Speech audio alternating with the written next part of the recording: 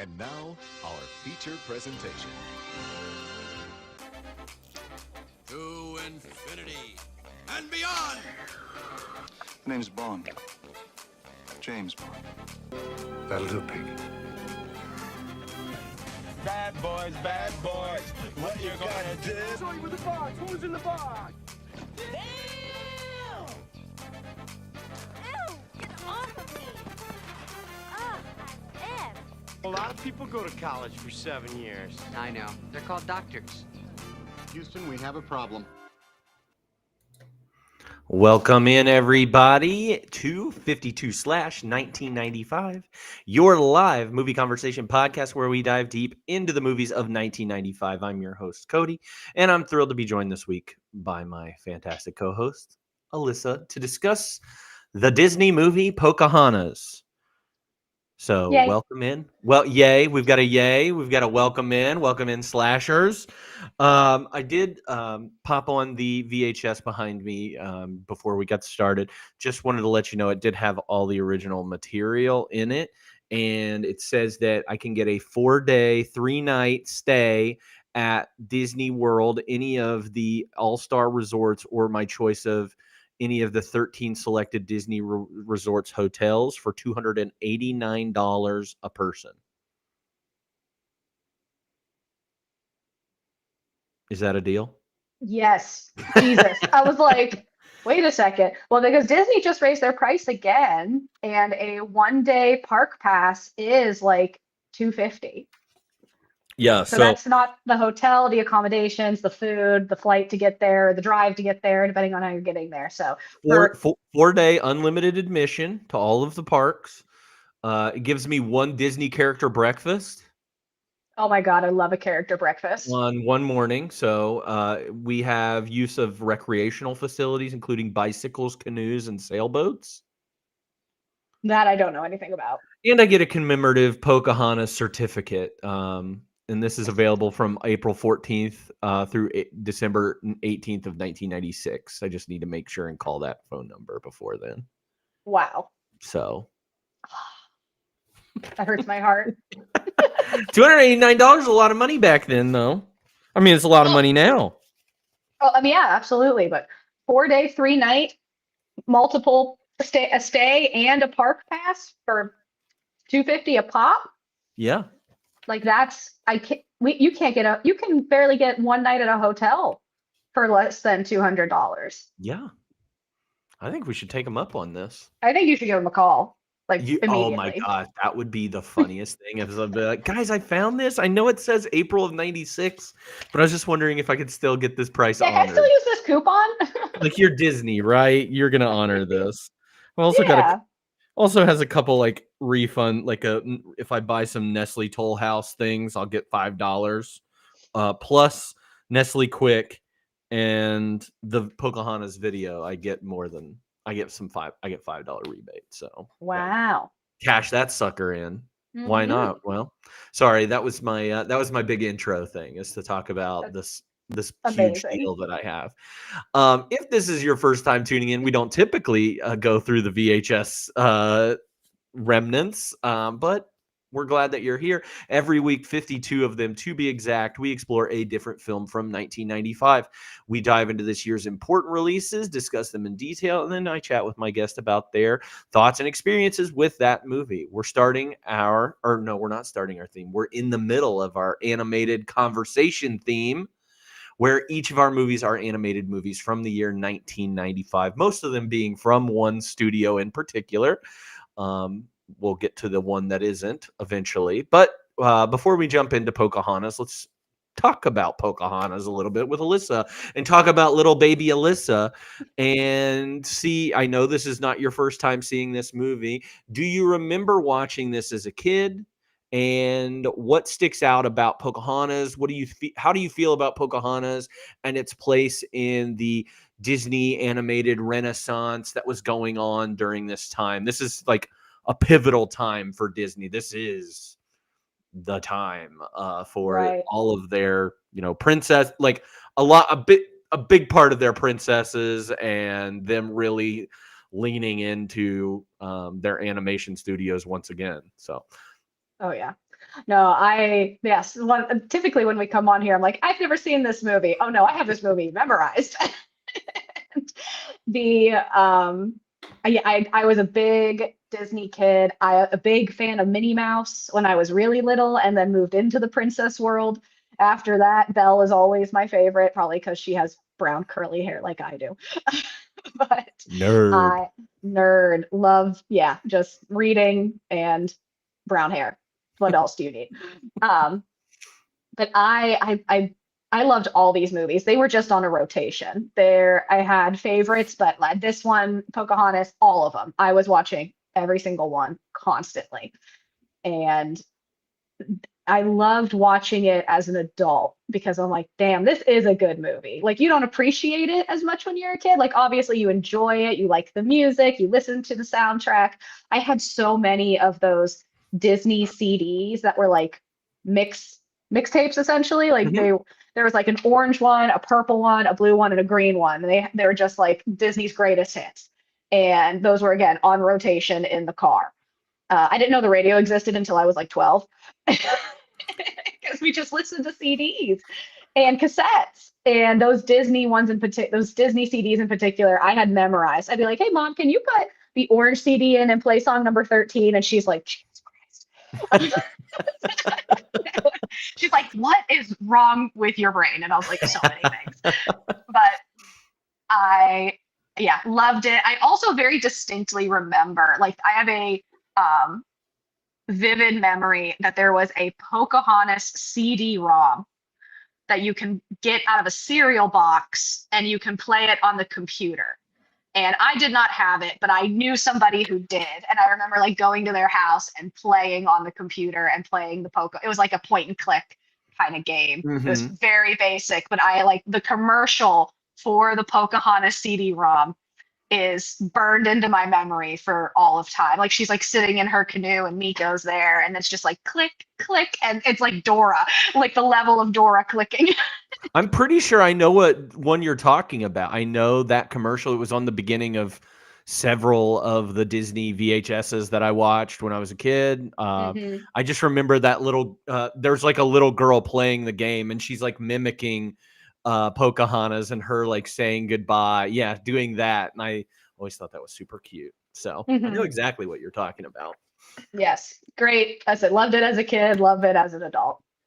And where do you think this lies in your does this make your top 5 of Hmm. Disney movies? Hmm. That's a great question. And I think, this is not to say, and for anybody out there, this is not necessarily like, is this the best movie ever made? It's like your favorite? Is this right. a comfort Right. movie? Yeah, there are two different lists. There's the what is the best we had this conversation at dinner on Friday is what is the Mhm. best Disney soundtrack? And what my favorite is, as opposed to what I think the best is, or like the most challenging, the most unique, the most interesting. Those are two different lists. Because my favorites list starts with Mulan, which is a hot take. And Mhm. I think if I had to pick my top five, I know it would be Beauty and the Beast, Aladdin, and Mulan. Those three, and the Mulan Aladdin again kind of shows my age in terms of when those came out. Part of the Renaissance. Beauty and the Beast a little bit too, but that was earlier. Um, and then I think a fourth would be The Princess and the Frog. Again, we're going way later. That was 2010, but I'm just in awe of that soundtrack. I also have a deep soft spot for The Emperor's New Groove, which is a movie that Disney has tried to bury for years, and I love it so much. But I don't know. I don't know. If I were that's my list of like my favorites. If I was making a list of the most impressive, like Lion King, unfortunately, does not make my top five. Love the Lion King, but that was not the one I was drawn to. Again, I wanted princesses. I wanted girlies who like I would be like, that's me. Mhm. And so Lion King, like the animal ones, really, Lion King, Lady and the Tramp, lesser on my children's watch. However, if I was like best Disney movies, best Disney soundtracks, Lion King and Pocahontas, I think do make that top 5.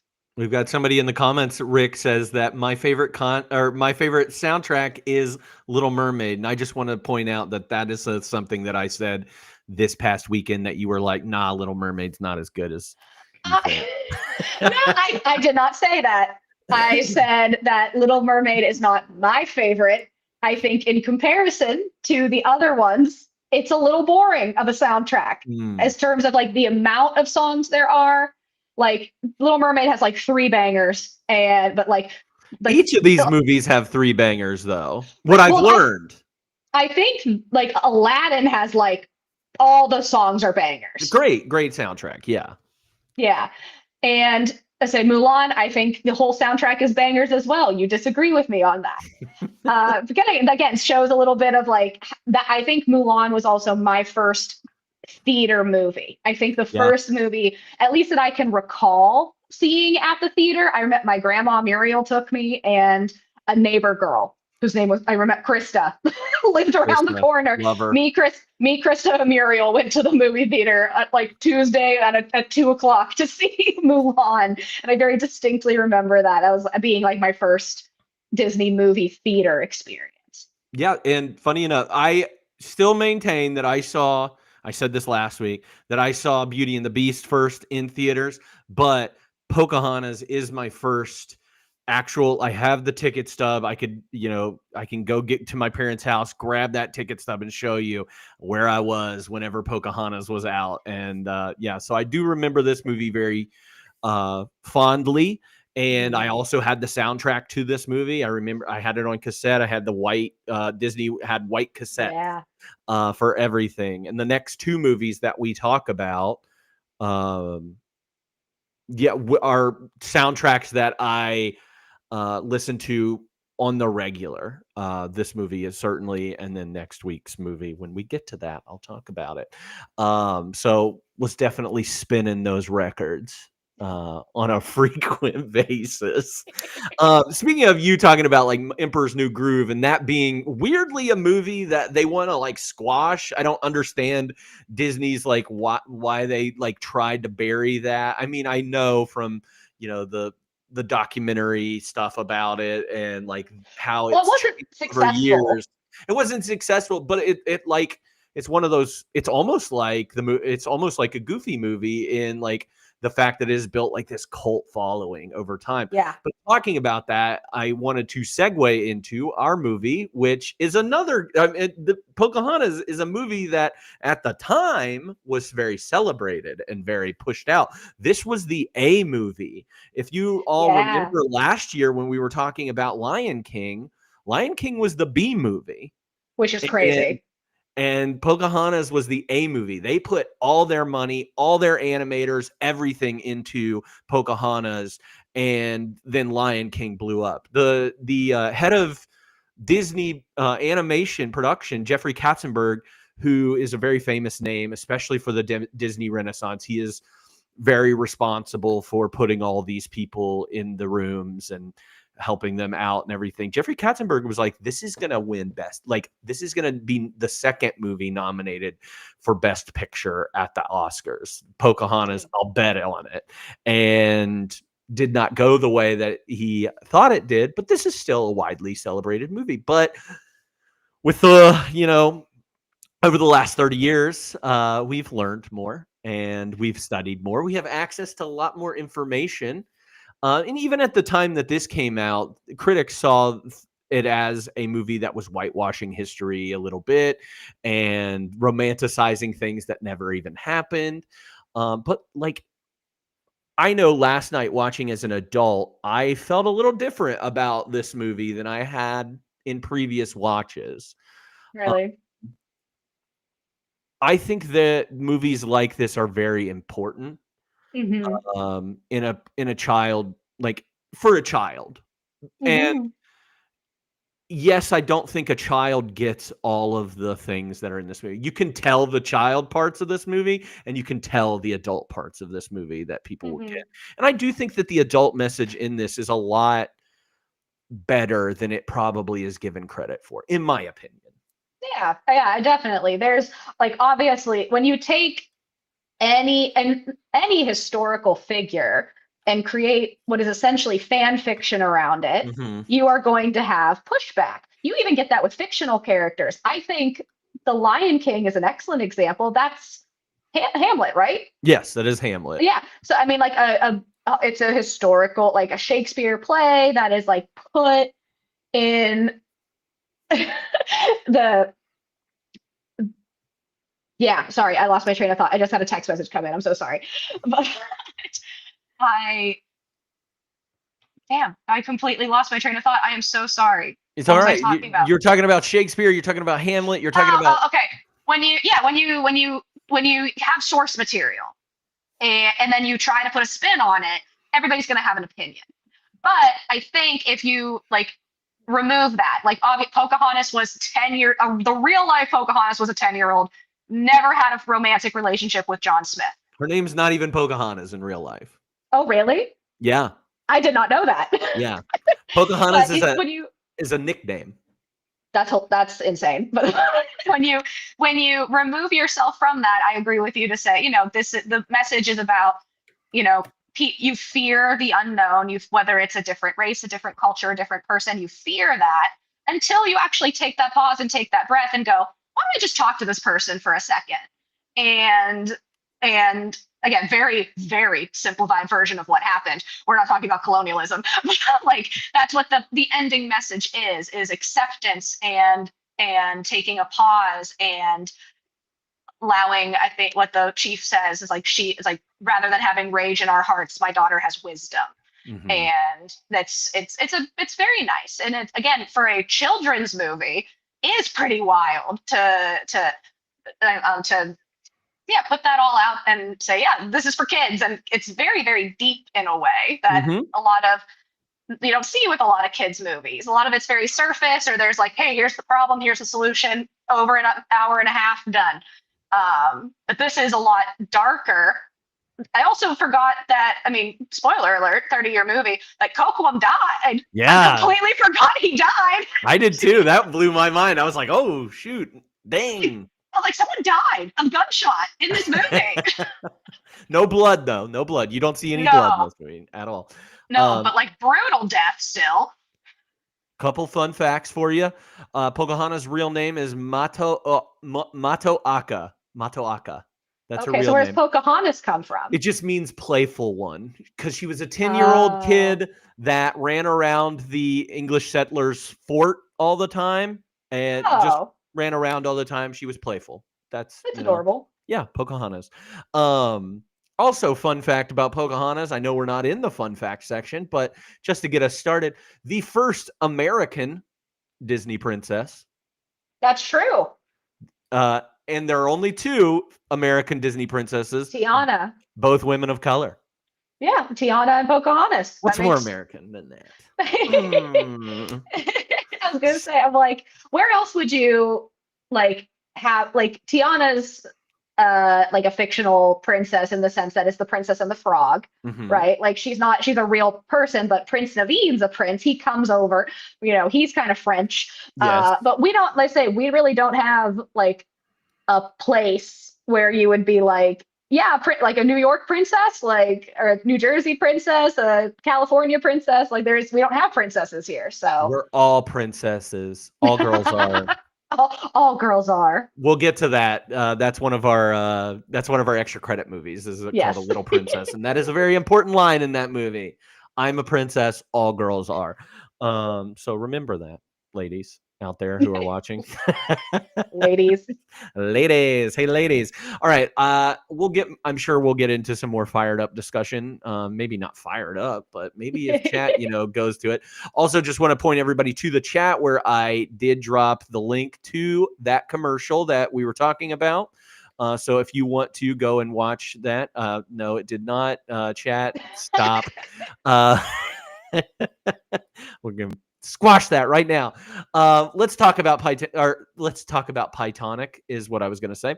Let's talk about Pocahontas and see what was going on with it. So Pocahontas is the name of our movie. It came out June 23rd of 1995. This is also this is Pocahontas' birthday.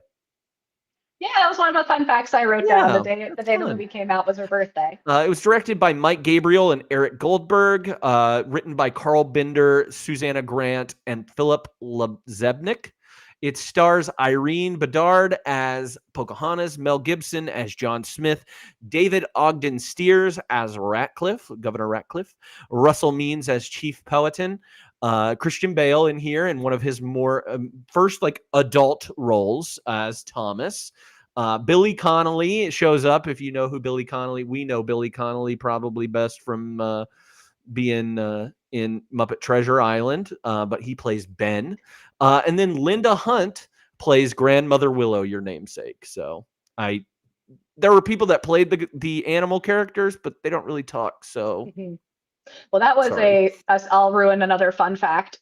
There was going to be dialogue for the animals, but they were like, we want this movie to be serious. Let's cut all the animal dialogue. And I had no idea. I didn't know that. Yeah, pretty crazy. And there was actually another animal, which we'll talk about. Oh, okay. Too. Yeah, third animal or fourth animal, technically. Too many. Also, here's another fun fact that I did not write down, but I wanted you. David Ogden Stiers, the man who voiced Governor Ratcliffe. Do you also know what other Disney movie he voiced somebody in? The Hunchback? No. No. Who is it? Cogsworth from No way! Beauty and the Beast. Because I was trying to think of a deeper voice, kind of snooty, and I'm like, but Cogsworth is perfect. Fun fact again, Wiggins is also voiced by David Ogden Stiers. Wow. And we've talked about this, how the voice acting community is 4 people. It's just 4 people. The kid who voices Max Goof, next week when we talk about the Goofy movie next week, he's in a ton of stuff. Jim Cummings, who's the voice of, is still the voice of Tigger and Winnie the Pooh. He's the singing voice of Chief Powhatan in this movie, so still involved. He's also the singing voice of Scar. So he's there. Jim Cummings is one of the probably most famous voice actors of all time. Pops up everywhere. Is he also the Cheshire Cat? Yes. Okay. Yes, he is. Yep. Very similar. You can always take it. You're like, oh yeah, that does sound like this guy. It's always Jim Cummings. I promise. There's always a little rumble of a voice. Yes, it's that I can't even describe it, but rumble is a good way to describe it, I guess. So this is the Disney animated tale of the romance between a young American Indian woman named Pocahontas and Captain John Smith, who journeyed to the New World with other settlers to begin fresh lives. Her powerful father, Chief Powhatan, disapproves of their relationship and wants her to marry a native warrior. Meanwhile, Smith's fellow Englishmen hope to rob the Native Americans of their gold. Can Pocahontas' love for Smith save the day? No. This is ripped straight from Google, and also just want to highlight that the actors' names are put in parentheses here, and they're definitely Japanese actors. So this must be the Japanese synopsis for this movie. Don't trust Google. Trust them. Go to the source. That's why I loved it. I love to copy them. This movie had a budget of $55 million.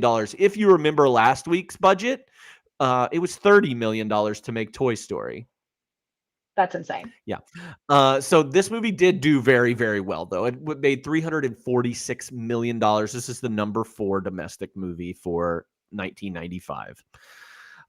Rotten Tomatoes, the critics, like I said, are a little bit more mixed on this one. Rotten Tomatoes has this at a 58%, and actually that means it's a rotten score. IMDb has this at 6.7 out of 10, and Letterboxd has it at a 3.3. Roger Ebert did like this movie. He said this is the best looking of the modern Disney animated features and one of the more thoughtful. It is about real issues, even if it treats them with naive idealism. I can agree with that. Pretty accurate. Yeah. Desson Thompson disagreed a little bit. He said in the ultimate test, Pocahontas, which feels like a marketing campaign with pictures rather than a movie, will fade from collective public esteem faster than Disney's better hits. Wow. Interesting. Yeah. That's kind of how I felt about WALL-E the first time I watched it. I was like this, but I've since changed that opinion later. But that's interesting. Like, I wonder what the hell that guy feels about Pocahontas today. Yeah. I need to call him. You should. I should call him. This movie was nominated for 2 Academy Awards, including Best Original Musical or Comedy Score and Best Original Song for Colors of the Wind, and it won both of those. Yep. Checks. So beating out Toy Story from last week in both of those categories. Mm-hmm. It also spawned several video games, including a Sega Genesis and Super NES game, computer point and click game that we all know. There is a direct to VHS/DVD sequel of this movie called Pocahontas 2, Journey to a New World, that continues the Pocahontas story and her actually going over to England to live. I have not seen it. You have. Is it are there musical numbers in it?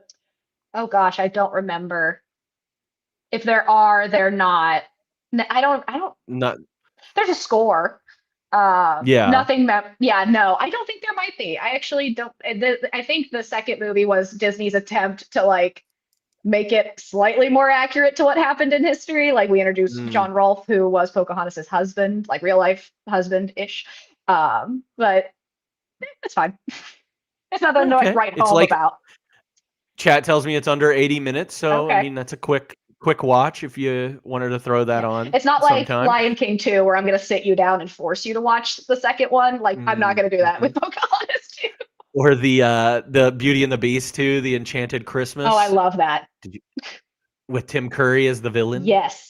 And the little as angel at the top of the tree is a character. The ornaments are oh god, love it. What else? Oh, she appears in Pocahontas. Doesn't come out that much. I think she is a character at the Disney parks. I would assume she is. Mm-hmm. She also shows up in Wreck-It Ralph, where all the Disney princesses are together. Yeah. So I remember nice when that happened, and like when that movie came out, and all people were like jazzed. They're like Pocahontas, like even though it's a successful movie, the Disney princesses are a very specific group. Like, and it's Cinderella, Sleeping Beauty, Belle. So you have your pink, your blue, and your yellow. And then Ariel, it's kind of is the green. And that's kind of it. I mean, like they've introduced more, obviously Tiana's thrown in there. Right. Snow White is a character who gets like, she's only like half in it. Like there is a hierarchy of princess that Disney likes to put out. Cinderella's their number one, which I think is really interesting, as opposed to one of the other ones. But yeah, Cinderella's like their golden girl, and that she's. I think it depends on if they wear a big dress in their movies. 100%. That's gotta be it. 100%. There's Jasmine. Jasmine gets thrown in there, but she's like almost kind of like the Ariel or the Snow White, where they're again your top three is Cinderella, Sleeping Beauty, and Belle. Those are your three girlies. Do we have an Italian? No. Do we have an Italian Disney princess? No, we do not. That's the one from New Jersey that you talked about earlier. New Jersey princess. No, that's what we're missing. No, we don't. I was trying to think of any of. I mean, Pinocchio is the only like Italian movie. No, you're right. Get on that, Disney. There's plenty of stories. Cast me. Lady in the Tramp. Lady in the Tramp. She's a. Is that American? She's a King Charles Cavalier. That's pretty British. I think she's British. Yeah. Also, fun fact again about Pocahontas: first Disney princess with a tattoo. Yeah. Yeah. Very cool. Everybody, right? She's a badass. Love her. All right, let's dive into the movie discussion where we are going to talk about what our favorite scenes are. So, what are some standout scenes that make this film really memorable? I think we got to talk about the cold open. The cold open, yeah. I mean, you get your background, sailing to sea. You get all your background about John Smith. He's a good guy, John Smith, rescuing. I'd say Thomas falls overboard. I'm like, dead. That guy's dead. John Smith jumps in after him, saves him. They don't drown. It's crazy. They're heading to a new world. I love the transition from the British chorus of the very like royal, like dun da da da da, like coming from, and then it transitions into the drums. of the Native Americans, and it's like almost like you're flying above the North America, Virginia. You see all these beautiful trees, and then it's like Walt Disney presents, and I was like, ooh, chills, so good. Like you get all your background about the British coming, the British are coming, but like I think that is an incredible open. I think it highlight, like you're saying, like it highlights the animation style that they're using for this, that they will use again on Hercules and Mulan. It's a very similar I thing, didn't think about but like Hercules. it is super pretty, and I Beautiful. don't know if I'm trying to think. A Lion King, I guess, does a cold open too, like this, where you get the circle of life and you get that big momentous song there, and then Lion King. Boom. But this one, I think you get like a full story before you even get. It's not just one song kind of thing, and yeah. So it is an interesting intro for a Disney movie. I liked it. I liked it a lot. John Smith's fine. You don't even get a lot of Ratliff either. A little bit, but yeah, a little bit. You don't really see his true, like he's like crappy, right? But you don't see his like true like evilness until his final scene, and I think that's fun in a way. Like, yeah, he hints at it the whole time. He's like, "We're going for gold. We're going for gold. We're going for gold because I need to build my reputation." Yeah, there's a difference though between being greedy and being malicious, and you really don't see that malicious intent until the end, and you're just like, oh, and then even all the guys are like, nope, get him, time down. Like, we're not doing this. Yeah. Also, when you were talking about when he saves Thomas on the ship, very heroic thing that he does. I do want to point out that it is again, and completely insane for John Smith to be like, all right, pull the pin on the sail so that it stops the boat entirely. We're in the middle of a storm. I'm going after this one guy tied to a rope. Hopefully I can get. No, come on. No, they're dead. I'm like dead. Anytime like John Smith falls out of a tree, I'm like broken tailbone. Look at the way there's so much that happens, and I'm like, there's so many injuries that should be occurring during this movie. And if Thomas dies right here, Cocoam lives later on. Yeah, which crazy. I feel like everyone. But then John Smith might die because Cocoam might kill John Smith. True. Different story. Different story. America might not be here. Who knows? Totally different situation. If Cocoam lives, who knows? Who knows? Who knows what kind of world we live in now? Second scene for you. I went by song as recommended, but I Just Around the River Bend is kind of the next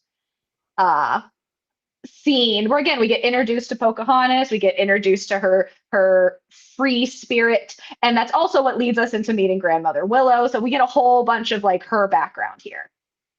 I have also like little tiny scene ahead of Just Around the River Bend, which is the cliff dive scene. Yeah, dead. Because dead, yes, death, instant death. I just think that is a big, like, we don't get a lot of Pocahontas. We see her friend in her canoe row up, and it's like, Pocahontas, your dad's back. And we get everything that we need to know about Pocahontas in that 30 seconds of her being like, okay, I'm going to go walk to my dad. Just kidding. I'm about to go cannonball in this. Yeah, like, is she going to belly flop? Incredible.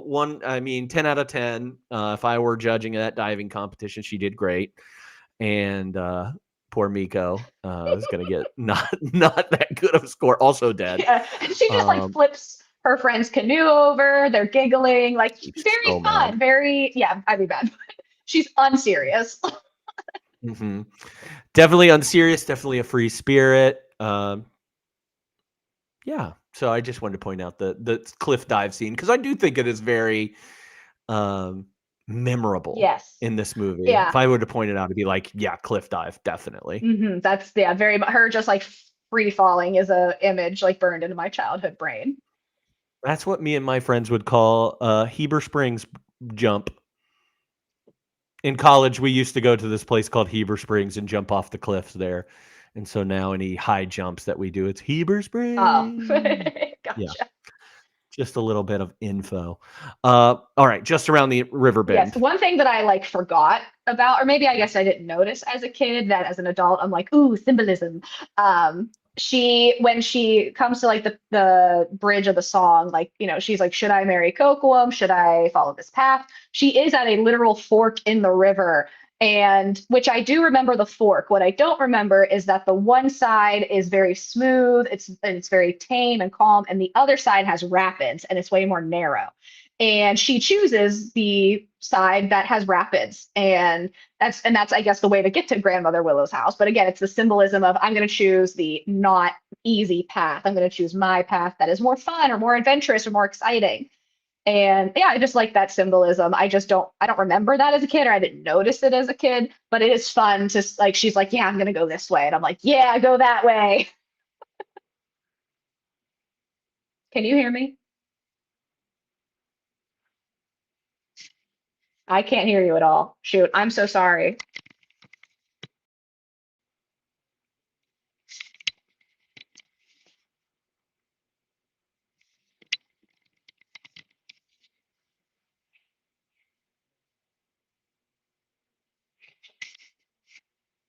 I muted myself.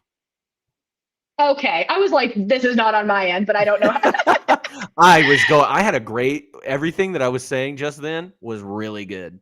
Yeah, I feel like you just solved all the world's problems in those I 30 did. seconds that we couldn't I hear saw you. racism done.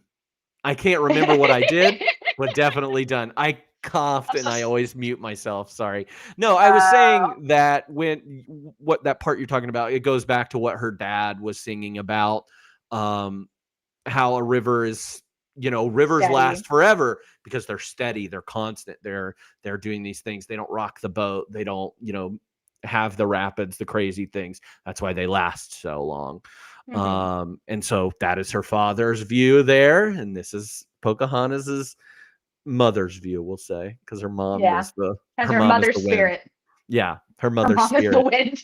Her mom is the wind, baby. Better song than is this the best song? It's my favorite song. I mean, it's got some great lines in this song. Just Starts around with the river great bend. lines. Yes, what I like most about rivers is you can't step in the same river twice. How profound. The water's always changing, always flowing. It is very profound. It's fun. It's upbeat. It's also like the strings. It's like just around, and you're like, ah, like it like falls.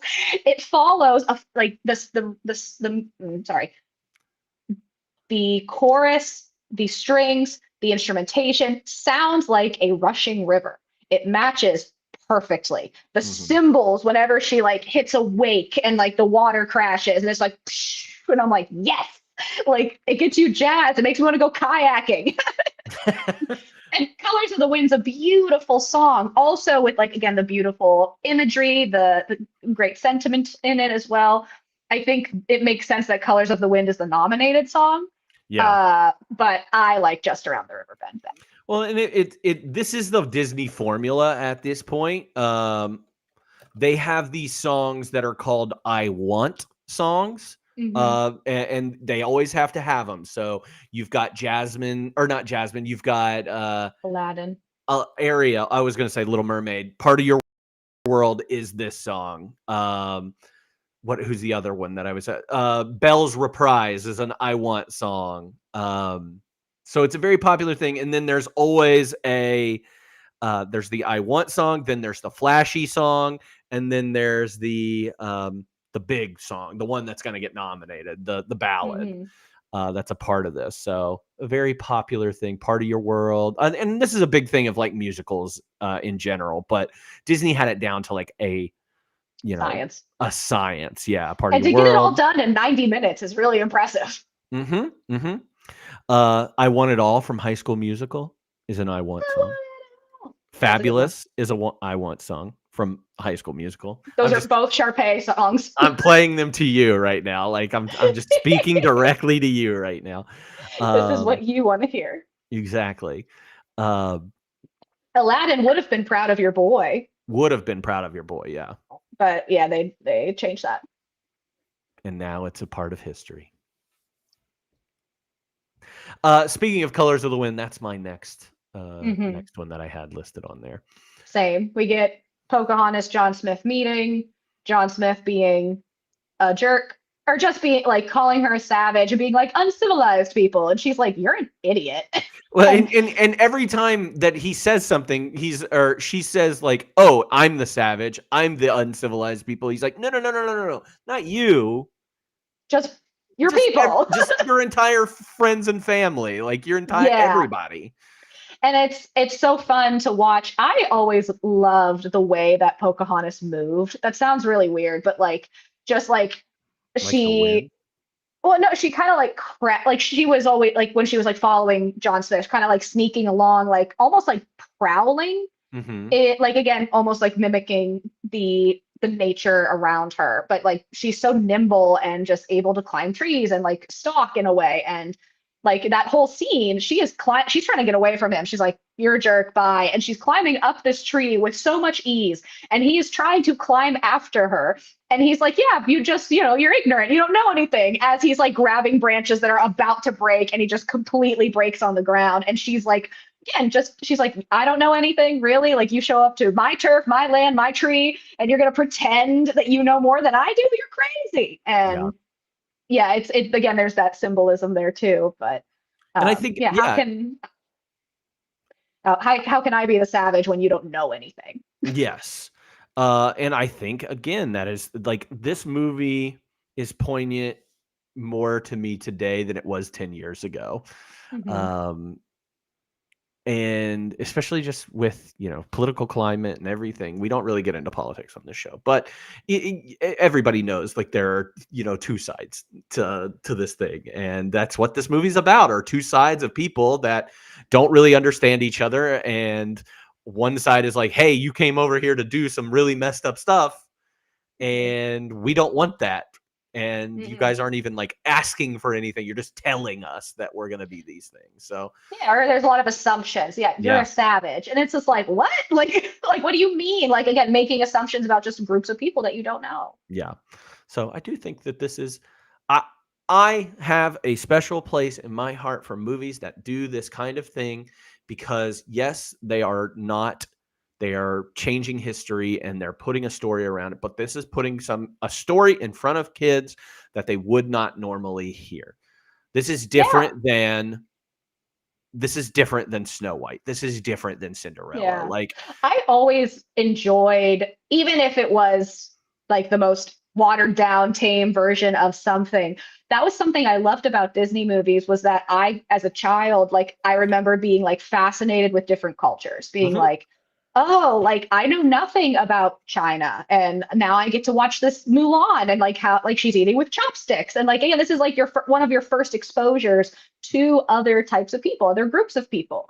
And I'm like, wow, that's so fascinating. Even in the same way that like, you watch Beauty and the Beast and it's France, or like it's just, that's why I love Epcot too. If we go back to like the Disney parks of it all, like you get to just experience just a little clip of something that, unless you're reading a history book or you're looking through an encyclopedia, especially in the 90s, you're not really going to get connected to or really understand it.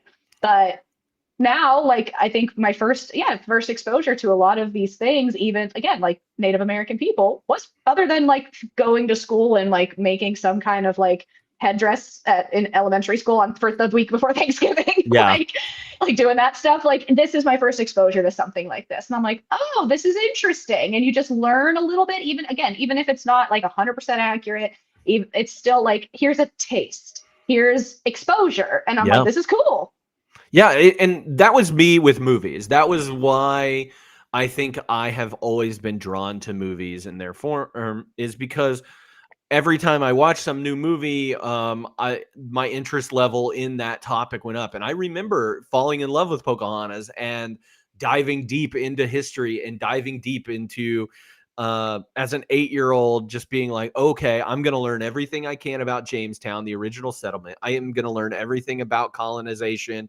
And and like what happened, what the Virginia Company was about, what about the Pocahontas' tribe, and all these things. And like when my family went on a vacation, we went to Virginia Beach, but I was like, oh, we're going to Virginia. Can we go here and here and here and here? And I did that with any new movie that I watched.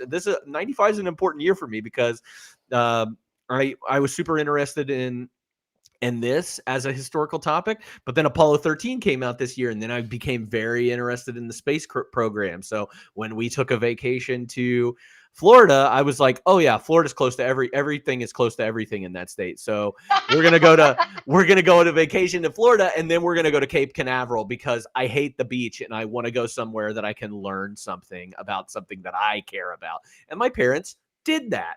Nerd.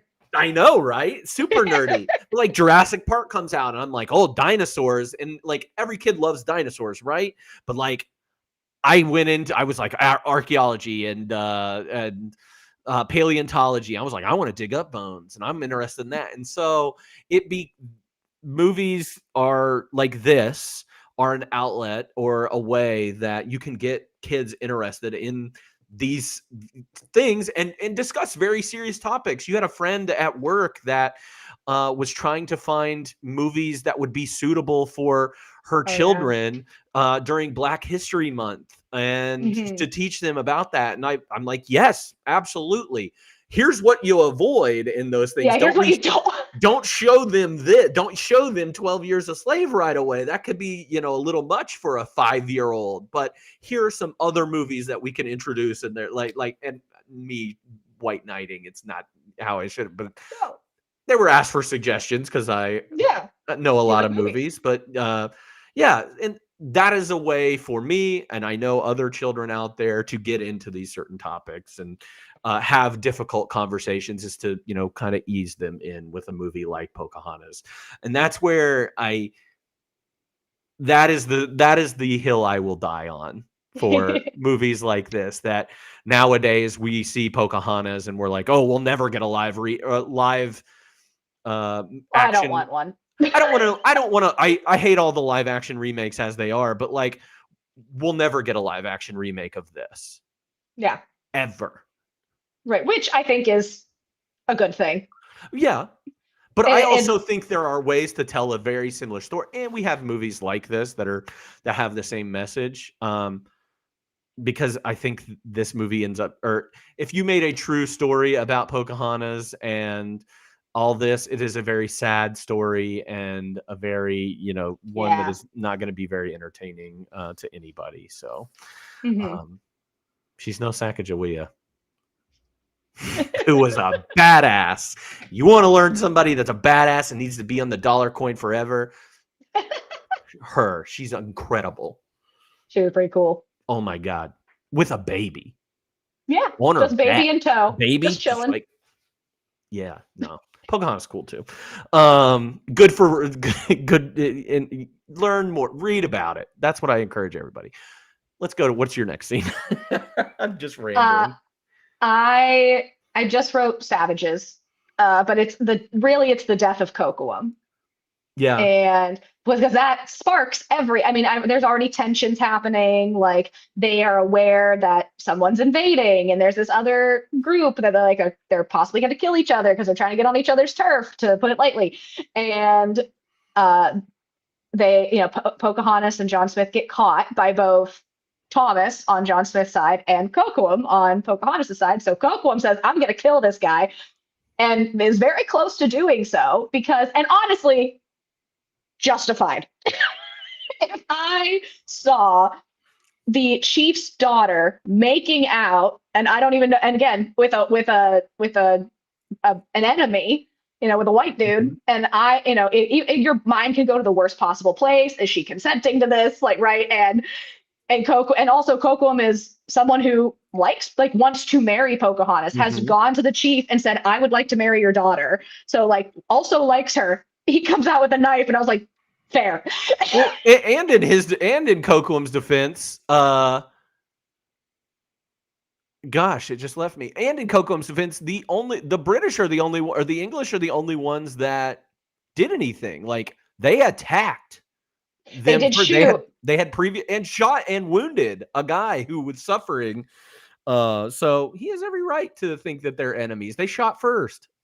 Right. And then so Thomas is like taking it all in off to the side, like, this is strange. And then Coquitlam comes in, they have hand-to-hand combat, and Thomas goes, oh, he's gonna kill John Smith. I need to shoot this Native American guy.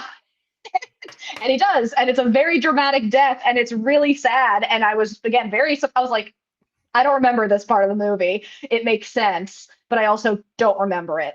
I think I confused it with the wounded guy earlier in the movie. I thought that was Coquitlam. I didn't remember. I think I just conflated those two and was like, oh, Coquitlam's gonna live, but he's in a lot of pain. That is what I've always remembered. And yeah, when he died, I was like, oh, dang, this fully died. Serious. Carried off his body. If we do eye for an eye, then John Smith should die. Let's be real.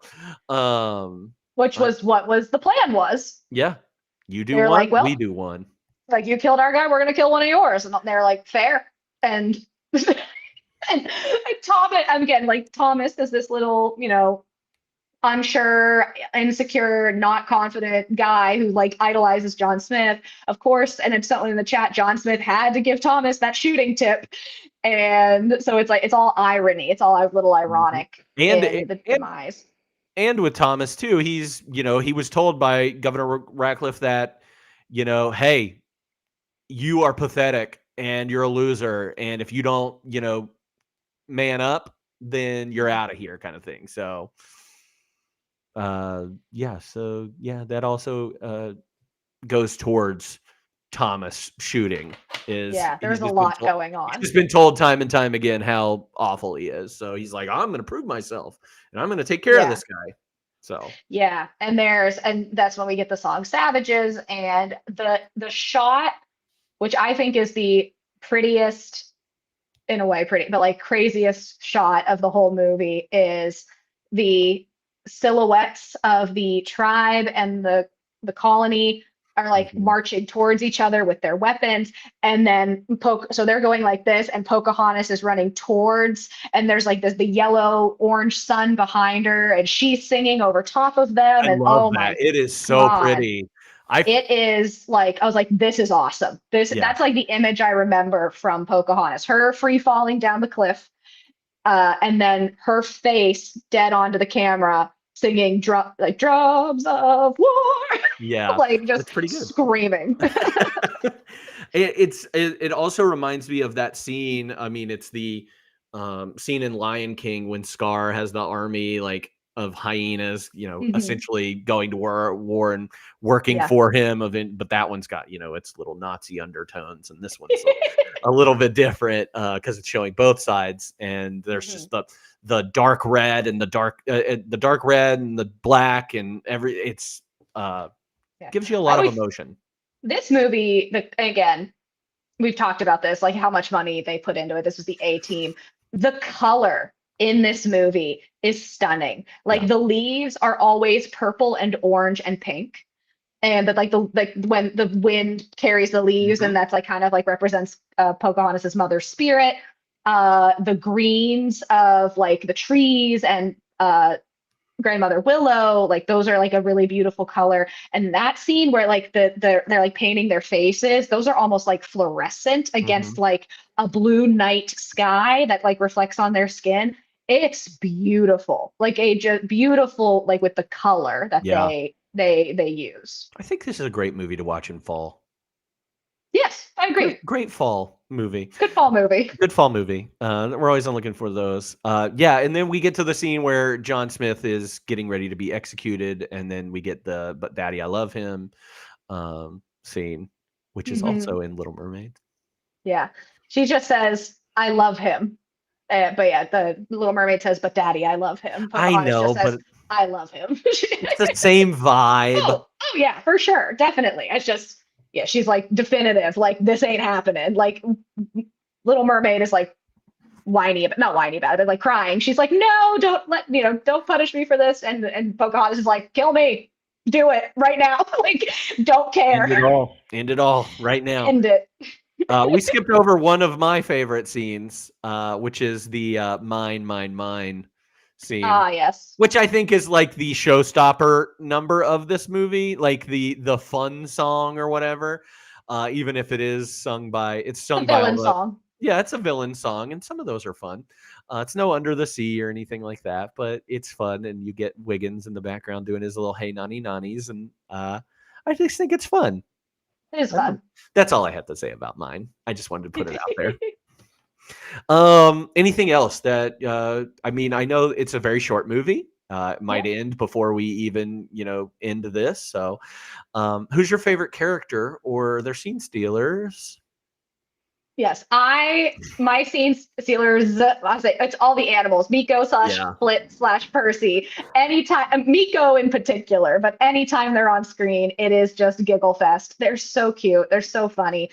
Miko is just trying to get some snacks. Like I love him. He is the comic relief that is needed in this movie. Yes, in a very, very serious movie, Miko, Percy, Flit, incredible dynamic. This little lovers triangle, I think, in here. Yes, I did have an honorable mention as Nakoma, who is Pocahontas' bestie. Yeah, I like Nakoma.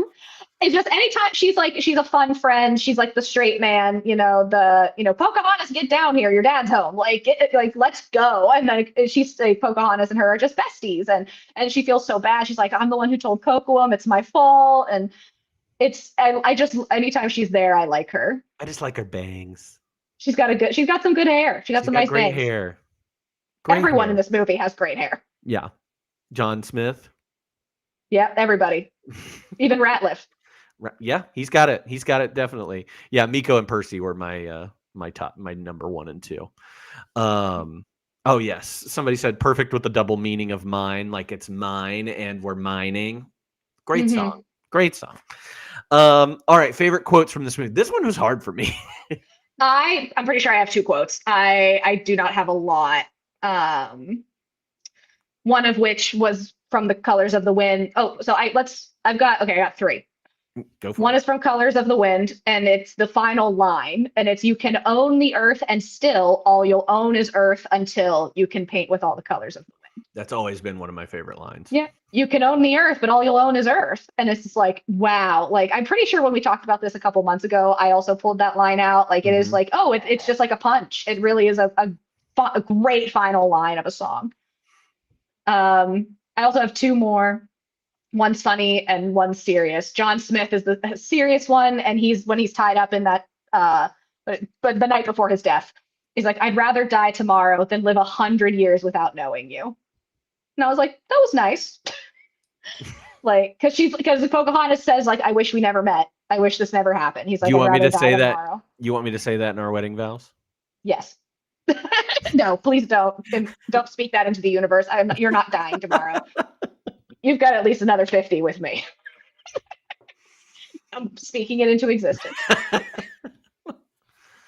The other one I have is when John Smith meets Grandmother Willow. And he goes, Pocahontas, that tree is talking to me. And she goes, then you should talk back.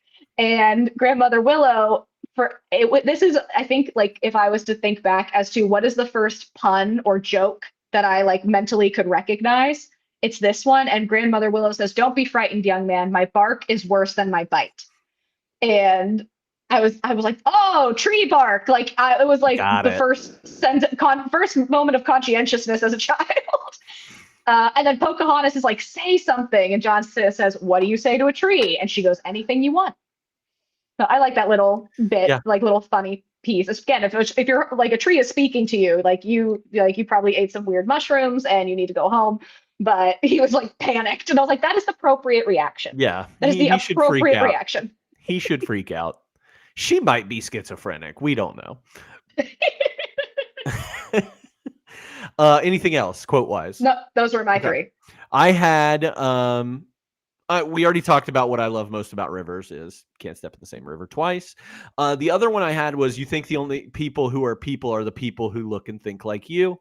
But if you walk the footsteps of a stranger, you'll learn things you never knew. You never knew. Have you ever? And then I had two funny quotes that are said by Wiggins, and they're kind of passing quotes. There, at one point somebody says, "Why would they attack us?" or whatever, and Wiggins says, "Because we invaded their land and cut down their trees and dug up their earth." He's like, maybe, I don't know. Wiggins is And Wiggins also says he's talking to Ratcliffe, and Ratcliffe says something about, "You know what they say about me in the court and all that stuff," and he says, "Oh yes, all that talk about you being a pathetic social climber who's failed at everything he's tried." Love Wiggins. He's an all-star. And that's it. That's all I had. Mm-hmm. If there's anything else that we missed that you liked, put it in the chat and we'll read it out loud. Biggest laugh, cry, scare, or thrill? What moment packed the biggest emotional punch for you? I had a laugh and a thrill. I've already talked about the thrill, which is the shot of Pocahontas running towards the war with the sound, the colors, the everything. That is a genuinely breathtaking moment. In this animated children's movie, I was like, "Ooh, that is beautiful." So that was my and then of course you're like, "Oh God, is she gonna get there on time?" And John Smith's about to get his head beaten in, and she throws herself on him, and that's when the music breaks. It's you're like, "Oh, she gonna make it!" It is obviously we know she's gonna make it. I've seen this movie 100 times over the last 25 years. But the laugh is just anything with the animals. I specifically love the fact that Miko just takes all of Percy's food. Always. With the cherries, Percy has one in his mouth. Miko just dumps the entire bowl in his mouth and then takes the cherry from Percy and eats that one too. Percy had a little carousel of bones, little dog treats. For some reason, as a child, those look so tasty. I was in my mind, they were like cookies, and just a little carousel of little bone-shaped cookies. And I was like, "Oh, that looks lovely." I had everything with Miko and Percy's relationship and how they went from enemies to lovers in the end. But I also love Miko with the hardtack, when John Smith gives him the biscuits or whatever, it's hardtack. And that's why he goes after his compass and thinks that is another little biscuit, and he hates it. He's like, "Bleh." This is stupid. So love him. Love Miko. He's incredible. Very funny. Need a whole Miko movie. Yeah, and he's in the front. That's another fun scene when she's about to go down the waterfall during Just Around the River Bend. Miko's at the front, and he sees that and he just turns around and he goes, he's like, "What?" Yeah, I could watch an hour and a half of Miko just eating things. I could watch a mukbang video of Miko. Miko's the best. I think Miko might be why I love raccoons. Oh, he's so good. Flit's okay. Flit's funny. I thought Flit's fine. He's the straight man in that trio. Straight man. Let's be real. I don't know if any of those animals are straight. I'm all these animals are a little gay. Yeah, little gay guys. Coquelump's death also took me by surprise this time around, and I was like, "Oh, yeah, little hand on the heart action there." The other thing you were talking about scenes very impactful, we're talking about the water or her jumping, the cliff dive, the emotion that we get from her running towards the screen and the war scene, the Savages song and everything. I love the ending of this movie, and I love her going to the cliff to tell him goodbye and doing the wave. I think that is a beautiful moment, a beautiful scene in this movie. So it's kind of a cry, I guess, is the impact. Great ending, swelling music, the leaves surrounding her, all of it. Mom, get out of here. That's what I would say to leaves. That's what I'm going to say about leaves every time. Mom, get out of here. Mom, get out of here. All right, most ridiculous moments. We've named a lot of them already. So I have two. The first is that I completely forgot that Thomas killed Coquelin. I think because in modern day, people look back as Thomas being someone that they had a crush on. He was a cutie. He had this cool little hat. It's also Christian Bale. Oh yeah, everyone fondly remembers Thomas. And I'm like, Thomas killed somebody. Thomas is the only person in this movie who kills somebody. True. I was like, there's a body count here, and it's one, maybe two, because I'm pretty sure that first guy was going to die from a gunshot wound. But I was like, I like the fact that we just all forgot that Kocoum died and that Thomas killed him. That's like my WTF. The other one is in Colors of the Wind. There is a bear a mama bear with 3 bear cubs, and Pocahontas just snatches one of the bear cubs and hands it to John Smith to pet in front of the mother. And I was like, that's not how bears work. I know it's That's not how bears work. I mean, obviously we have like a personified raccoon and pug and hummingbird running around, but I was like, that bear is gonna kill you. There is no harmony with that bear. And I was dying. I was like, wait a second. Those Yeah, are there's a fine. little yeah, those are fine. Obviously the big one, the elephant in the room is that history is entirely wrong here. John Smith and Pocahontas never had a romantic relationship because in his letters he said Pocahontas A is 10-year-old. 10 and I'm cool. I'm good. And that's it. He just, that's really all they have from the history of John Smith and Pocahontas. So that never existed. The story again of Pocahontas and I think they're the Algonquin Indians and or Native Americans, indigenous people, and the English coming over is a much sadder tale. Honestly, a lot of a lot of the English people die in the coming over here. They don't know how to do winter. They, we hear it with the Pilgrims. We hear it with all the people that did come over here. They all die, and they also kill a lot of people. Ratcliffe is not the villain that we all think he is. In history, he did exist, and he was a real person. But he died in a pretty crazy way. I was telling you about that. Like, he was actually ambushed by the Powhatan and his tribe, and the women of the tribe flayed him with mussel shells and put them in a fire in front of him. So, yeah, pretty messed up. But he wasn't, like, from what I read, he's not that bad.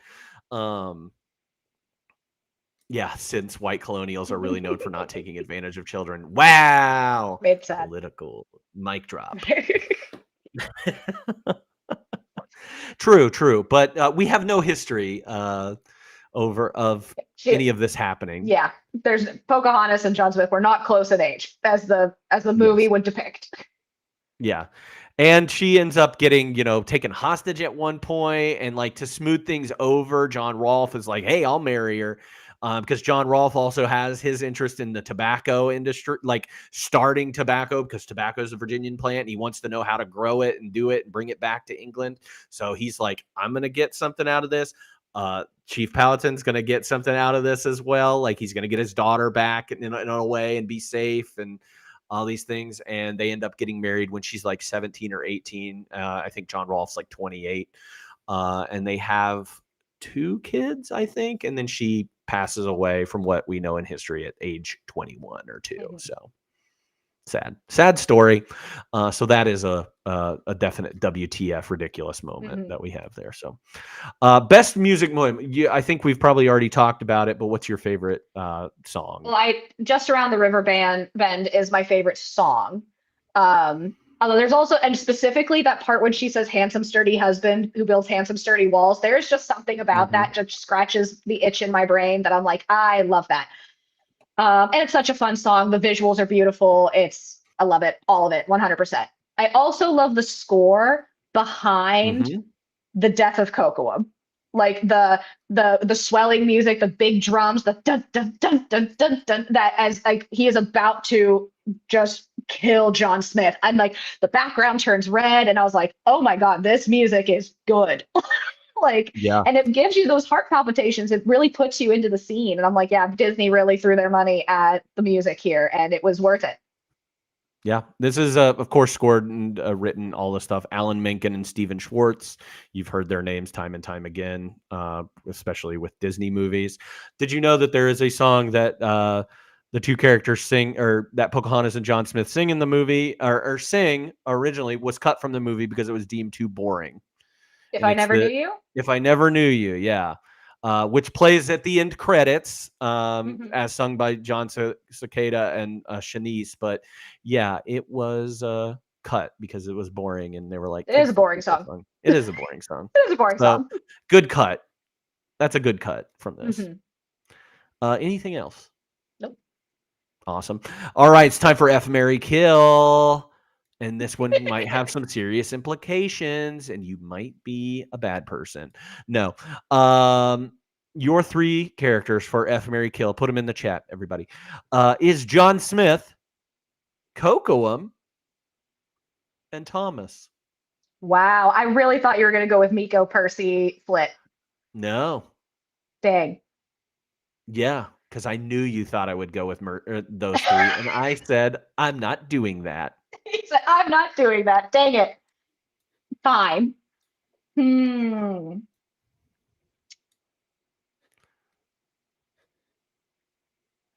We can do Percy, Miko, Flit too, but I went with these 3. I don't like John Smith. Mm-hmm. Like, Mm-hmm. I'm like, the way it was going to go. You're setting me up. I don't like John Smith as like a general statement. Like, he's cocky. He's very adventurous. I'm not into climbing mountains. I am way more into a Thomas who is a little more chill. Mm-hmm. He is a murderer. That being said, Thomas is a murderer. That's an insane one, chat. Grandmother Willow, the wind and the river. The wind and the river. I mean, I'm marrying Grandmother Willow. She seems like a good time. She's cool. She's like 400 years old. I'm in. Yeah, she's cool. I don't know. If I was to give an answer and not think it over, unfortunately, I am marrying Thomas. Oh, okay. That is different than what I thought. And I do love Cocoam though is very serious. Like, in terms of like so if we were going by their 3 personalities, like John Smith is my least favorite of the personality. Cocoam can probably help me in life. Like, he's more serious. I'm not. I don't like, that's not like the worst thing ever to have somebody to be like, hey, Alyssa, calm down. Mm-hmm. But Thomas is more like my vibe of being an anxious human. So maybe I am married. I don't know. I'm between Thomas and Cocoam. I think maybe I marry Cocoam because I need steady. F Thomas, kill John Smith. Yeah, I think that's what I'm going with. I think I'm marrying Cocoam and effing Thomas and killing John Smith as well. That's why this one was a fun one. But let's do Percy, Miko, Flit. It's hard. It is hard because you also know that Thomas is a murderer. John Smith and Thomas are colonizers, and then Cocoam is Cocoam, and he probably won't like me anyway. I think, with Cocoam, I'll have a nice, happy life. I will. Cocoam will probably. You will always be provided for. And I think Cocoam will go on to be the next chief of the tribe, and he's a handsome, sturdy husband who builds handsome, sturdy walls. And he is so serious. That's when you said that that part of that does something to your brain. Whenever Pocahontas says, "Yeah," and so serious, that does something to me as well. He's so handsome. Mm-hmm. Yeah, it's so serious. That too serious. Yeah, I like serious. That's me. When people think about me, they're like, that guy gives me Cocoam vibes. But for the fun of it, let's do Percy, Miko, and Flit.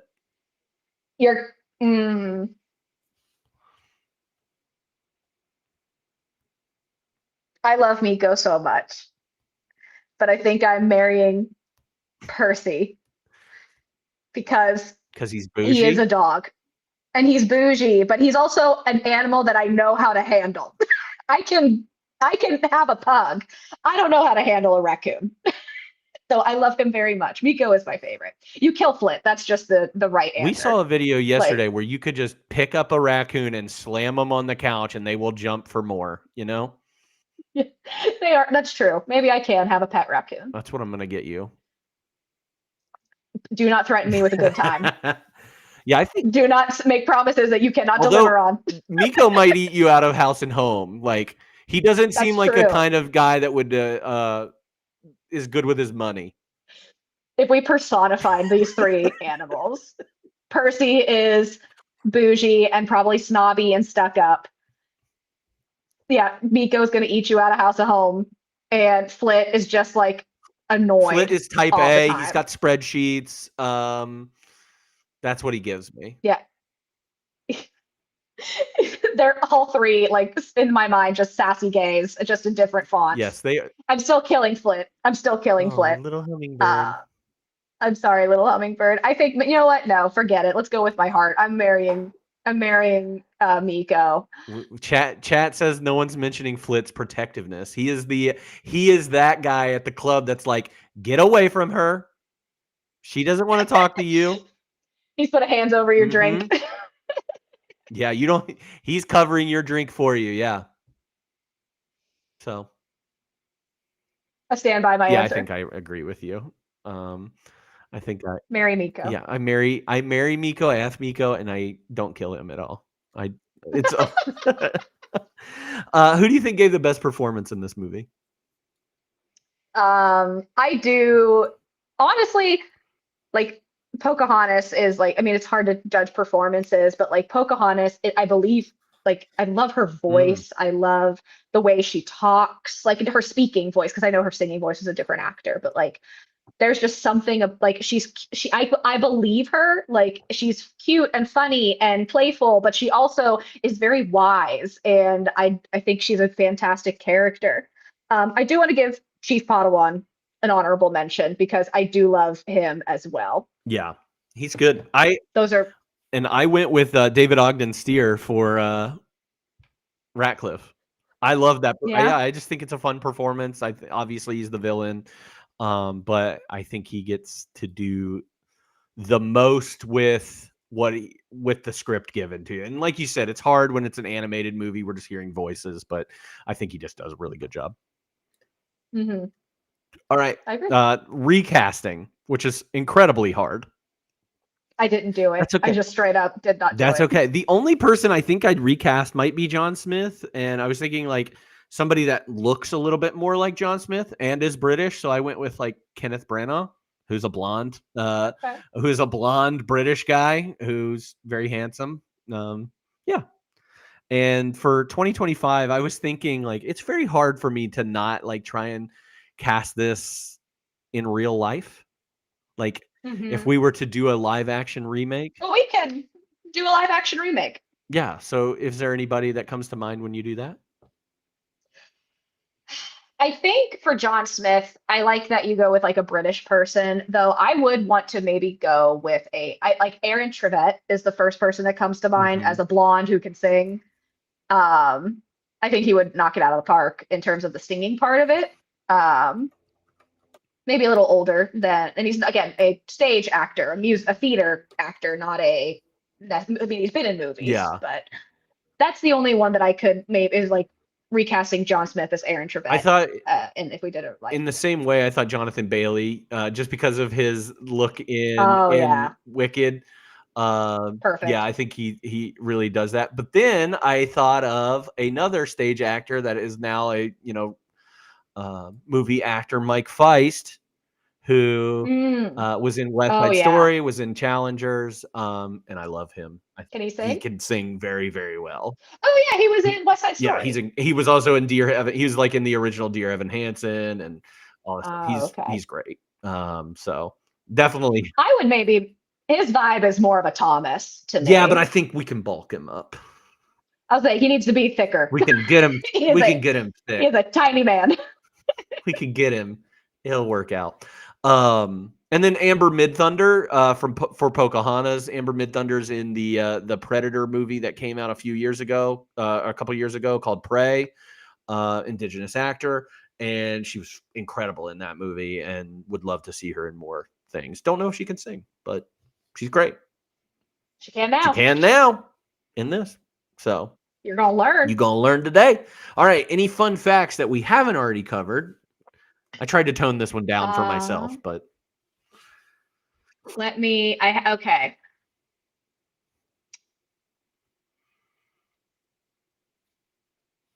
I have two Go for it. that we haven't discussed. So in the first draft of the script, the character of Grandmother Willow was actually a male character who was the spirit of the river called Old Man River, which I think it's very funny that someone in the chat said Grandmother Willow, the wind and the river, because Grandmother Willow was supposed to be the river.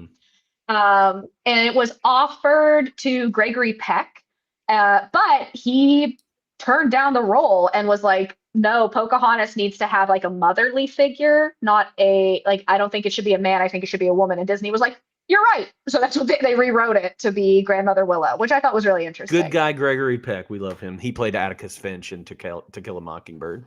So Gotcha. And then the other one is after Governor Ratcliffe wounds John Smith with his gunshot, Pocahontas gives him some willow bark and to help with the pain. And she's like, this is from Grandmother Willow. Native Americans actually chewed willow bark to relieve pain because it is proven to contain salicylic acid, which has become the basis of aspirin. So very cool. that is cool. I love that. That was a fun fact. That was a literal fun fact for me. Yeah. The other ones I had a few more on top of those.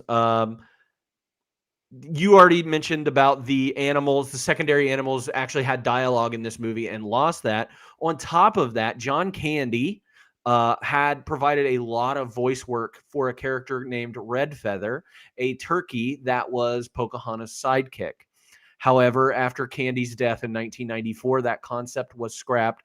Coincidentally, John Candy had also voiced another character in Rescuers Down Under as Wilbur the Albatross, which was also directed by the same person that directed this. So, Okay.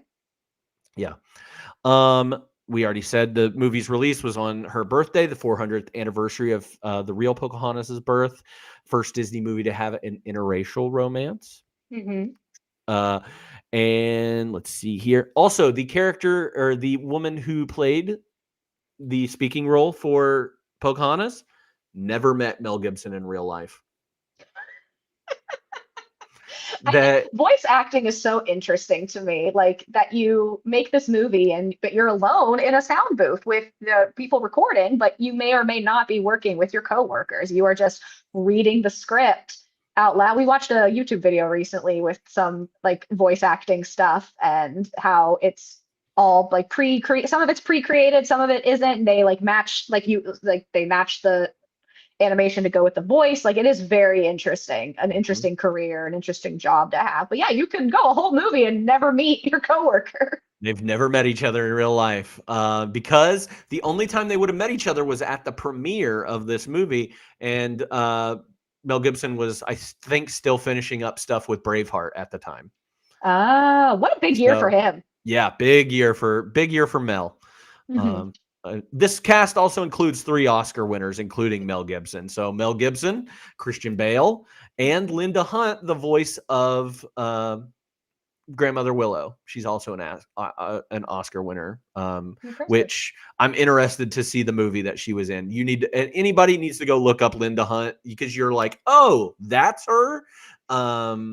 She kind of looks like Edna Mode from in The Incredibles, and the role that she was nominated for. Yeah, I'm really interested to see that. So look up Linda Hunt in your own spare time.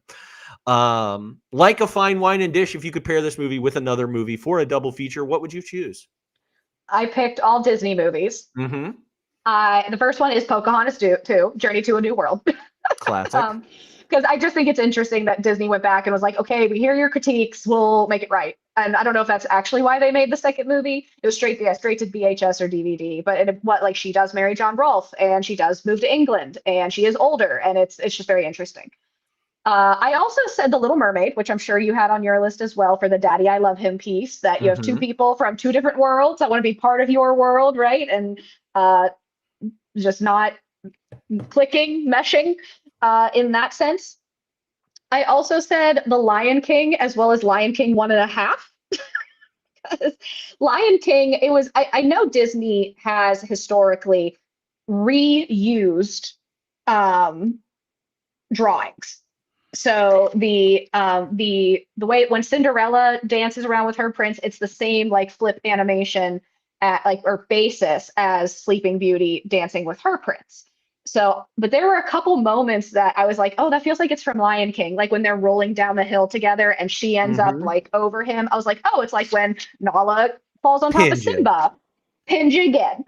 That, and there was something else that I don't remember that reminded me of Lion King, like an image. And I was like, I wonder Mm-hmm. if they did pull from, again, it was from the previous year. Maybe there was they're like, yeah, we'll just reuse that animation again. I was kind of, I don't know if that was a thing or not. The Lion King 1.5, because there's also a song about digging. And the last one I have is Moana. Yeah. Another Disney princess, daughter of a chief who has big expectations for her and just really loves the water. Yes. I had Mulan, Moana, and Princess and the Frog all listed down here because I was like, these movies expose you and expose children to different culture, different types, and they are also providing a different message than.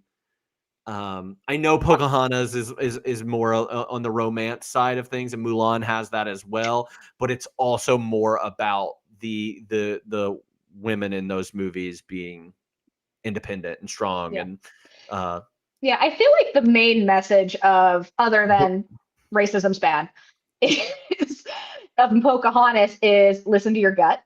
yeah, Or like again, like that she talks about the having a dream and the spinning arrow and what is my path? Do I take the path less traveled? Do I take the slow and steady path? Like it is, I really think about, like you said, independence and making decisions for yourself. yeah. What is easy is not always the best. So if last week Toy Story was about a midlife crisis, maybe this is more about like a quarter life crisis and Yeah. defeating racism. So I agree. I also had a couple others written down in more of a live action sense. Avatar is this movie. With it, obviously there are animated parts of this, but Avatar is Pocahontas. If you have not seen Avatar, it is Pocahontas. Plain and simple. And then also Terrence Malick did a version of this story, the John Smith Pocahontas love story. It's called The New World. Christian Bale is in that movie as well as John Rolfe, I think, is the character he ends up playing. So they do go into that, but it is still a romance movie between John Smith and Pocahontas. Gotcha. Again, totally inaccurate, but it's Romeo and Juliet. What can you do? Hey. What can you do? All right. On a scale of 1 to 5, how likely are you to rewatch this movie? I'll give it 4. I mean, honestly, it's probably a 5. Like if it's a yes, no, am I watching this again? Yes. But I don't it's not one that I have revisited, like knowing myself. I'm like, I want to watch Aladdin again. I definitely want to watch Beauty and the Beast again. I did watch Pocahontas about 10 years ago, and I don't think it'll be another 10 years when I watch it again, but I'm like, I saw it, I feel satisfied, I feel good. Maybe in a couple years, but this isn't like a yearly revisit. Yeah, I can see that. I'm a kind of in the middle, 2.5, 3 on like whether or not I would rewatch this movie again. I saw it not too long ago, and enjoy it. I love it. I like it. It's good. So overall, what would you rate it, 1 to 5? I think I would give it I don't know if I'd give it a 4. I feel like a 4 is kind of high. I think in my mind, the soundtrack is a 5 and the movie is a 3. And that's why my brain wants to make it a 4. But I'm like, does the soundtrack really hold it up enough to make it a 4? I think I will, like, if soundtrack re-listen, 5. I'm gonna listen to these songs again, like 100%. Do I need to watch it again? Nah. Maybe I'm more on the 3.5 to 3 side, just because, again, the soundtrack's fantastic and the colors are gorgeous, and I like the sentiment of what it was doing. Also, of course, childhood nostalgia. You can't eliminate that. Right. But again, there's a lot of historical inaccuracies. There's a lot, again, like John Smith is an annoying prince. I don't like particular, like the way that like Naveen is also annoying, but he's a likable annoying. I just don't think John Smith is likable in like the likable kind of annoying. So I'm just kind of like, I don't really. So I don't know. I'm honestly kind of inconclusive. I could go with like a 3.5, but We got Rick saying it's a 2 out of 5. Tried watching it this week, couldn't get through it. So Dang, I can get through it. It's only 90 minutes. But yeah, yeah, it's okay. It's good. yeah, It's hard also coming off of Toy Story last week, mhm. coming off of The Lion King last year. Yeah. Next week, again, I'm not going to compare to a Goofy movie to Pocahontas, but I mean, next week we're watching a Goofy movie, and that has a lasting cultural impact as well. Oh, thank you, chat. I did. I watched it a lot. That is definitely on the repeat. I watched that one a lot. Incredible. Isn't there a Steeler game on? Yeah, it's over. They won. So yeah, that's why they all showed up. So won't get back 90 minutes you won't get back. Wow. I gave this movie, you gave a really long answer. I gave this movie 3 out of 5. My bad. You're doing great. You're doing wonderful. Great. Well, we also watch a lot of bad movies. Yeah. So I think I might have a higher tolerance for some of it. What was I going to say? You said you gave it a 3 out of 5. Gave it 3 out of 5. And for all the reasons that we talked about earlier. So, yeah. And that's it. That's today's show. The movie's actually over behind me. It just rewound and is, blue screen. So we talked way longer than the movie, which is fine. It's a short movie, so I expected that fully. But thank you, Alyssa, so much for doing this with me. Before we wrap up, is there anything you watched lately that you would like to tell people that you watch and that you're proud of watching, and that you are, or that movies that you really like that we've watched recently? I can say that I've made it through a horror film officially without stopping the movie halfway through to say I'm too scared. I watched Halloween with Michael Myers, and it was good. I liked it. It was very tame. So I mean, in terms of a horror movie, that is the hottest take I've ever seen. So I mean we've already. That's crazy. You're going to get a phone call later, chat, from Cody. That's crazy. Wild. Okay. I mean, to each his own. Not going to you're young, but you're wrong. But you're wrong. You're so wrong. Anything else that you've watched recently that you would love to tell people about? Yes. We watched the Caleb Herron stand-up special on HBO, and I liked it. I thought it was fun. I don't necessarily if you like stand-up, he's younger, and I like to see when younger comedians get that shot. I don't necessarily recommend it to everybody, but I thought it was good. I enjoyed it when it was just only an hour. It's a quick one. Yeah. But I enjoyed it. Yeah, it was good. It was good. Those are the only two I think that we haven't talked about. Nice. Well, yeah, I don't think I have forced you to watch anything recently, so anything besides I didn't make you watch Halloween. You chose to watch Halloween. Yes, because I said what's a scary movie that I could possibly make it through, and that was the one that we Halloween's a good one because there's not any blood. There's very little blood in that movie. If I don't think there's any blood, to be honest with you. I think a little bit, but not. It's almost like someone put ketchup on a body in the aftermath. That's what it feels like. Yeah. That's what it feels like. I have been watching a horror movie every day for the month of October. And so that's been going really, really well for me. A couple that I can highlight, some with some very serious, unless you are ready for it. These are serious movies. Bring Her Back was a movie that came out here in 2025. It is a movie about grief and losing a child. And it is very, very good. It is very good. And the guys that made it are the same ones that did that Talk to Me movie. And so that's another one that I would recommend. It's just really, really, really good movie. I think that's on HBO Max. Exuma is a Korean horror film with some Korean folklore in there. It's incredible. Or not incredible, but it's really good. And there's some scary. It kind of loses some steam just with some exposition and things like that. But it's pretty good.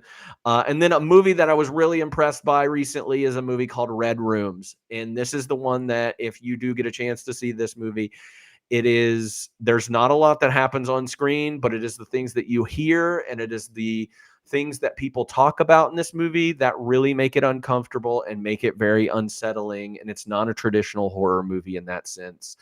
So I would give warning before starting that. Read up a little bit before you watch Red Rooms. Again, not very graphic, but you know a lot in that movie. And Not for me. Yeah, you paint that picture in your head and it's not great. So if you want more information like that, you can get more information by joining our Discord server, which you can access from our link below. If you have a Discord, you're also welcome to join us on Instagram, which, again, you can follow me on there and check out my account on Letterboxd in that same way. Next Sunday, Alyssa already talked about this a little bit, but we're continuing our theme of animated conversation, and our next movie is a Goofy movie. So join us next Sunday for that. We also have an extra credit theme that is going on this month called Slumber Party, where all of our films are for the girls. Let's just say girlies. The girlies. The This girlies. is my month. This is her month, and we're watching girly movies this month. And painting each other's toenails as we do it. So we're watching Babysitter's Club, Gold Diggers, The Secret of Bear Mountain, It Takes Two, starring the Olsen twins, and A Little Princess. So that podcast will be on Wednesday, October 29th at 6 p.m. And that is everything that we've got for you today. So thank you all, new chatters that I saw a lot of. And thank you all so much for tuning in.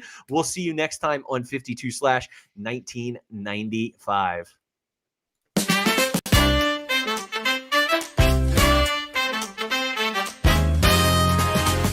What a year, what a time.